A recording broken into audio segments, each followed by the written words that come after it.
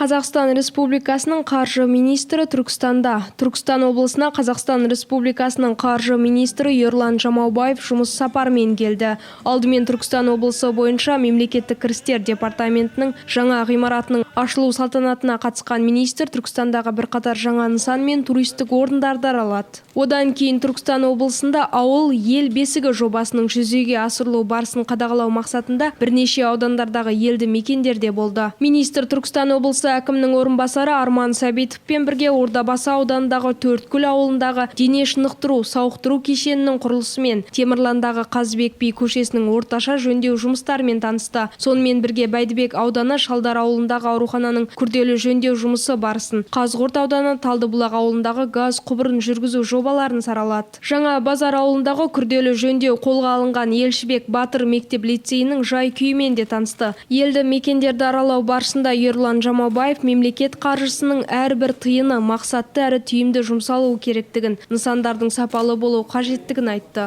Ауыл ел бесігі жобасы аясында мемлекет тарапынан көрсетіліп жатқан қамқорлықты тұрғындар сезінуі керек екеніне де тоқталды. Іс-сапар соңында Қазақстан Республикасының қаржы министрі аудан, қала әкімдері мен мемлекеттік орган басшыларының қатысуымен алқалы жиын өткізді. Жиында мемлекеттік бюджеттің ел игілігіне тиімді жұмсалуы, мемлекеттік бағдарламалардың орындалуы талқыланып, нақты міндеттер жүктелді. Бүгінде Түркістан облысы бойынша ауыл ел бесігі жобасы аясында 302 жобаны іске асыруға бюджеттен жалпы 16 миллиардтан астам теңге бөлінген. Атап айтсақ, 8 мектептің қосымша құрылысына және 8 мектепті күрделі жөндеуден өткізуге, бір дәрігерлік амбулаторияның құрылысына және 4 денсаулық сақтау нысандарының күрделі жөндеуге тиісті қаржы жоспарланған.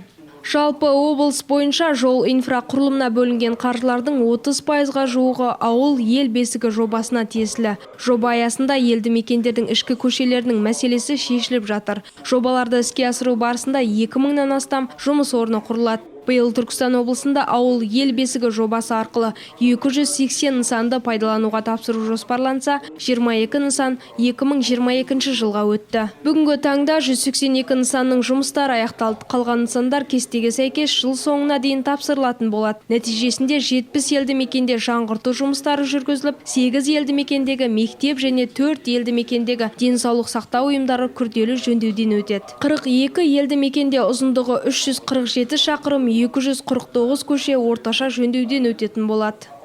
Жұмайым Абызбай, Бағдат Қайратұлы, Арт ТВ жаңалықтары.